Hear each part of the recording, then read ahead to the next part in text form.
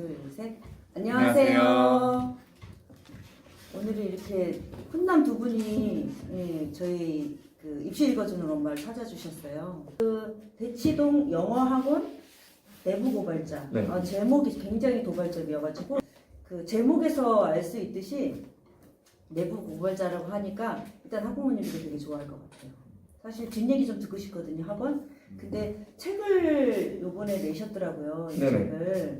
그 다 읽어보니까 그 얘기인 것 같아요. 그 늘 말씀하시던 것들을 책으로 쓰셔서 책 제목이 그들은 어떻게 영어 1등급을 만드나.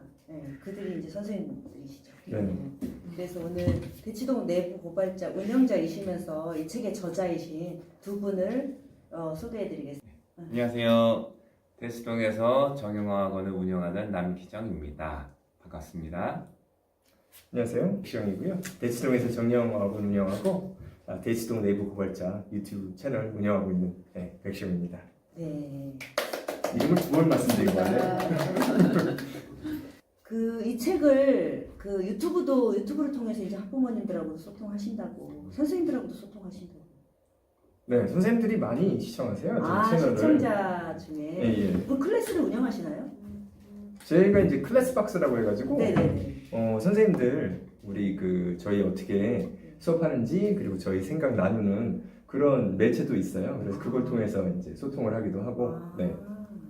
그런데도 이제 그렇게 소통하시면서도 이 책을 쓰신 거는 좀 학부모님들한테 전하고 싶은 얘기가 있으셔서 그렇다고 이렇게 쓰셨거든요. 부모님들의 정보력에 따라서 혹은 경제력에 따라서 아이들의 입시가 좌우가 되면 안 된다. 이런 생각이 실은 개인적으로 강한데요. 요 불평등을 없애고자 책을 썼습니다. 근데 제 진짜 공감하는 게 책을 읽다 보니까 이렇게 다 학원 하신다 그랬잖아요. 근데 이렇게 다 정보를 다 내주시면 학원 안 가지 않아요, 애들? 그럴 정도로 정말 다 알려주셨어요. 이분들이 학원을 하시려고 하는 생각이 있으신가? 이런 생각이 들었어요. 이걸 다 알려드리고 다른 분들도 저희가 추구하는 방법을 같이 공유해서 좋은 공부 환경을 만들면 좀 좋다고 생각하고요. 또 이면에는 이 방법이 쉽지가 않기 때문에 저희가 다 알려드려도 그렇게 저희한테 지장은 없다 그렇게 생각하기 때문에 있는 대로 다 썼습니다. 자신감이 넘치시는군요. 아니 근데 글 속에서도 자신감이 이제 넘치셔서 뭐 이렇게 감추거나 이런 게 없이 다 좀 까발려 주셨다. 막 교재까지 다 주시고, 그렇죠? 영역별 교재까지 다 소개해 주셔서 그냥 여기에 로드맵이라고 하셨잖아요. 그렇죠? 로드맵대로 하면 네. 집에서도 혼자 할 수도 있을 것 같아요. 오늘 좀 말씀 들으니까 너무 많이 이거를 써놨나? 너무 자세히 써놨나? 그런 생각 좀 드네요. 진짜 다 내주셨더라고요. 그래서 이제 가능하다면은 그렇게 되면 맞을 것 같아요. 아이들이 지금 삼중고를 겪고 있어요. 학교 수업 한 8시간 하고 학원 수업 한 4시간 하고 5시간 하고 집에서 또 과제하고 쓰리잡 뛰고 있는데 이 책을 통해서 학원 다닐 필요가 없다 하면 좋죠. 네, 혼자 할 수 있으면 좋을 것 같아요. 학원은 안 다니는 게 좋아요. 네, 그게 제일 좋습니다. 당황스럽네. 참고로 저희는 이제 학원을 지금 운영하고 있어요. 운영하고 있는데 운영하고 맞는 말을 있습니다. 해야죠. 맞아요, 네, 맞아요. 안 다니는 게 제일 좋고요. 아니, 사실 엄마들도 그렇죠. 네네. 입시에서 영어가 차지하는 비중 이런 것들도 좀 계속 바뀌어왔어요. 네. 이 영어가 굉장히 우리가 사교육비 제일 많이 드는 게 사실 영어였거든요. 근데 요즘에 좀 어떤지 입시 변화에 따라서 좀 쉬워졌다 이런 얘기도 있었어요. 영어가 쉬워졌나요? 영어 자체는 실은 쉬워지진 않았는데 아이들의 전반적인 수준이 많이 올라간 것 같아요. 그래서 예를 들어서 한 15년 전 수능이랑 지금 수능을 비교하면은 지금이 훨씬 어렵죠. 근데 아이들의 전반적인 수준이 많이 높아졌기 때문에 상대적으로 쉽게 느낄 수가 있는데 쉽다는 것도 실은 약간 풍문에 가까운 게 뭐냐면은 현역 고3이 이번에 수능 영어 1등급이 한 2% 나왔어요. 네? 네. 현역 고3이 수능에서요? 네, 수능에서. 원래 2% 나왔어? 이제 재수생은 다 포함해서 4%거든요. 그러면은 뭐 네. 작년 고3. 네. 네. 그러면은 네. 뭐 절대평가도 아니잖아요. 절대평가가 의미가 별로 없어요. 실은. 네. 그래서 90점 넘는 애가 4%라는 거잖아요. 네. 어렵네. 예, 고3 애들 현역에서 바로 보는 거는 2%.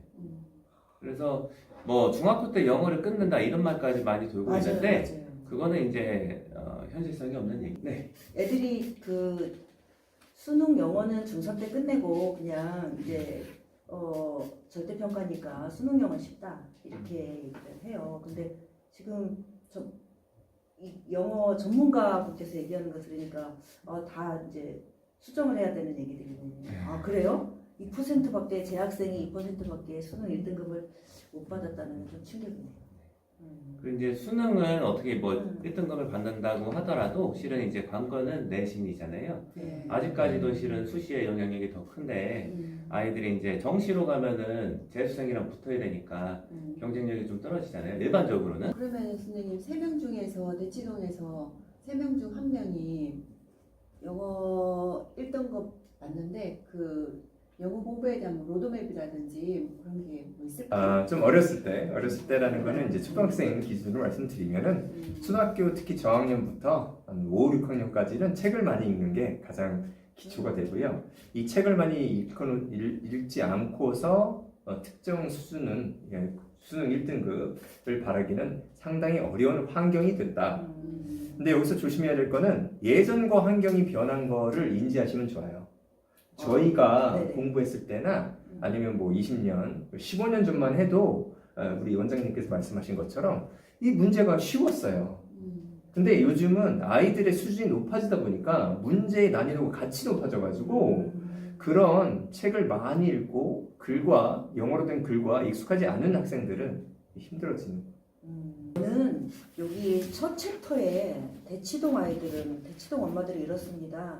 근데 이제 대치동이 보면 전 세계에서 가장 그 교육열이 치열한 지역이잖아요. 네, 그쵸, 맞죠. 네. 그 대치동은 대치동 아이들과 대치동 엄마들은 어떨까? 멋모를 때 공부시키는 게 입시에서 승리한다. 많이 들었어. 네. 사춘기 오기 전에 말들 네. 하네. 사춘기 오는 순간부터는 변수가 너무 많아서 통제권을 벗어나는데 그 전에 공부를 시켜놓는다는 의식이 굉장히 강하고 그거를 이제 아이들의 정서 단계에 맞춰서 학습을 이제 뿌려가기 때문에 성공률이 높다 이렇게 보고 있습니다. 이 의식이 가장 강한 것 같아요.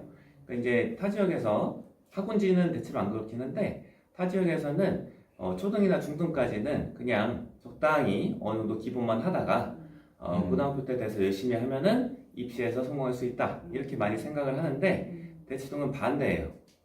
고등학교 들어가기 전에 게임 끝난다. 요 의식이 굉장히 지배적이고 실제로 고1 모의고사 첫 번째 보는 거랑 고1 첫 번째 중간고사 보는 성적이 끝까지 거의 가거든요. 90% 이상. 이게 통계적인 사실이니까 요거에 맞춰서 준비를 하는 게 대치동 교육의 성공 이유다. 입시에 있어서요. 일만 시간의 법칙, 일만 시간을 얘기하셨어요. 영어 1만 시간을 해야, 그러니까 대치동 아이들은 1만 시간을 한다는 그렇죠. 거죠. 1만 시간 정도는 노출을 해야 된다라는 얘기를 많이 하잖아요. 네. 저는 이제 가능성의 문을 열어둔다 그렇게 생각을 하고 있어요. 네, 그거 1만 시간 없이 다다를 가능성이 낮기 때문에 기초를 만들어준다. 근데 그 기초가 1만 시간이라는 거죠. 그 1만 시간을 좀 쪼개면은 초등학교 때 몇 시간? 이게 보면은 이제 영어 유치원이라는 거 많이 가잖아요. 네네. 그게 초등학교 입학 전에 3,000시간 이상이에요. 근데 한국의 공교육 영어 시수를 다 합치잖아요. 초등부터 고등까지 그게 1,000시간이 안 돼요. 그러니까 이 친구들은 투입량으로 치면은 초등학교 입학 전에 고3보다 투입량이 많은 거예요. 초등학교 때도 많이 하거든요. 초등학교 졸업할 시점으로 봤을 때는 제가 봤을 때는 6,000에서 7,000시간 사이. 중학교 졸업할 때 기준으로 봤을 때는 8,000시간 이상. 이렇게 되고 고3 이 정도 되면 거의 10,000시간 정도 된다. 그래서 10,000시간이에요. 와. 근데 이게 보면은 말 그대로 공교육에 충실해서 공부하는 아이들은 이 차이가 얼마가 나냐 10배 이상 나는 거예요. 그러면은 아무리 둔재라고 해도 10배 이상의 시간을 투입했는데 입시에서 질 수가 있냐? 안 지죠. 예. 질 수가 없어요. 예. 보통 정도의 지성만 갖고 있으면은 입시에서 성공을 합니다. 이게 제가 이제 가장 안타깝게 여기는 거고 가장 입시의 불평등을 만드는 요인이라고 생각하는 거예요. 이 의식 차이. 그리고 뿌린 대로 거둔다는 의식이 강할수록 그 지역이 잘 돼요. 근데 뭐 공부라는 게 그렇잖아요. 투입한 시간 곱하기 집중력 요거잖아요. 이거는 거짓말하지 않는다.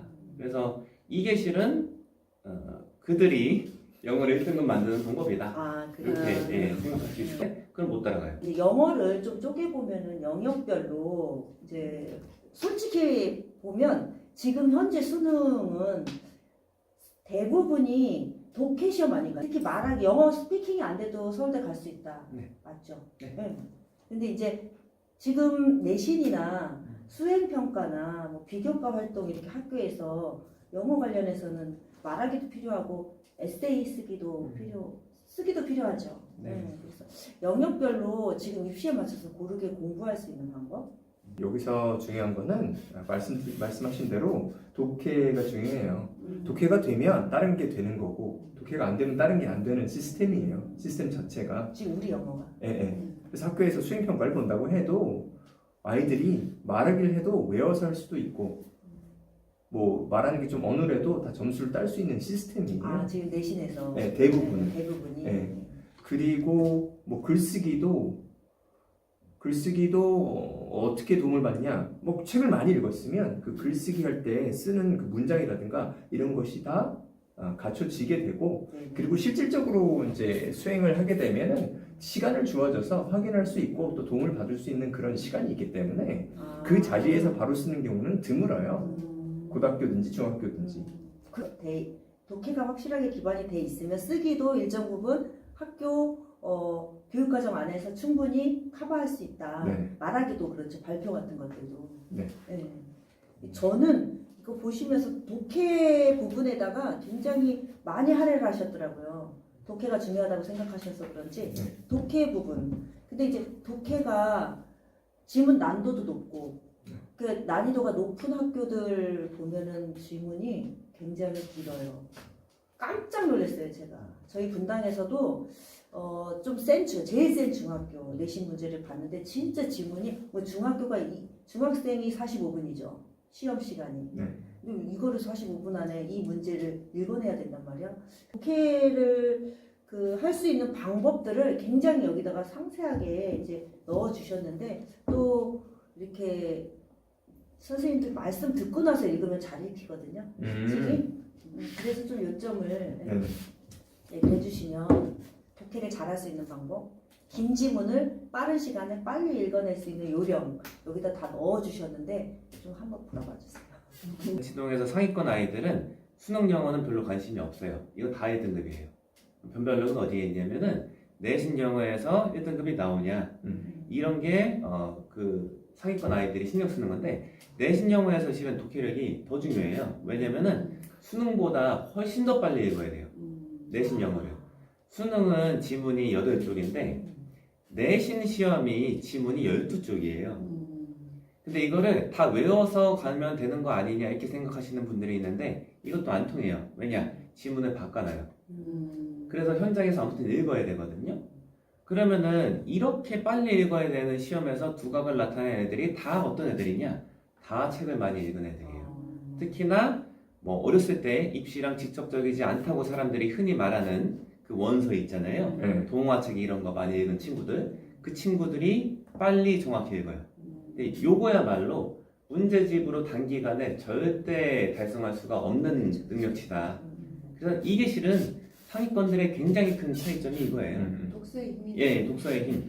근데 요거는 실은 전달하기가 굉장히 힘든 게 좀 무형적이에요. 예. 당장에 티가 안 나는 것 같고 발달되는 게 되게 느리게 보이는데 이게 쌓이고 쌓여서 몇 년이 되면은 도저히 따라잡을 수가 없을 정도가 된다. 이렇게 생각하시는 게 보니까 독해를 위해서 영역별 추천 도서도 많이 넣어주셨어요. 맞아요. 네. 네, 영역별 추천 도서 난 그게 너무 좋았어요. 네. 아니 솔직히 영어는 원서는 엄마들이 어떤 책을 어떤 단계에서 어떻게 읽어야 될지 보통 교과, 연계, 필독서, 목록 이런 게 있는데 영어는 다 빠져 있어요. 인문학 도서, 과학 도서, 철학 도서 아, 그렇죠. 다 있어요. 그 부분이 저는 너무 좋았어요. 네. 영어 공부를 할 때 우리는 그 모국은 아니잖아요. 네. 그랬을 때 단어를 어휘를 어떻게 하면 이게 그 기본적인 활용법이긴 한데 책 속에 있는 거 보니까 영안으로 하는 경우 영영으로 배우는 거 이제 그런 파트들이 있더라고요. 선생님들은 이제 아이들한테 어떻게 어떤 방법을 추천해 주실 수 있어요? 저는 이제 제 생각을 말하자면은 단어를 외우는 식으로 어휘력을 많이 쌓는 학생들은 할 수 있는 비율이 제한적이에요. 공부를 흔히 잘한다 이런 애들이나 참을성이 굉장히 강한 애들은 이걸로 해도 괜찮아요. 어휘집으로 반복을 많이 해서 이렇게 하는 게 괜찮은데 계획적으로 계속 반복하고 이게 괜찮은데 대부분의 아이들이 이게 안 돼요.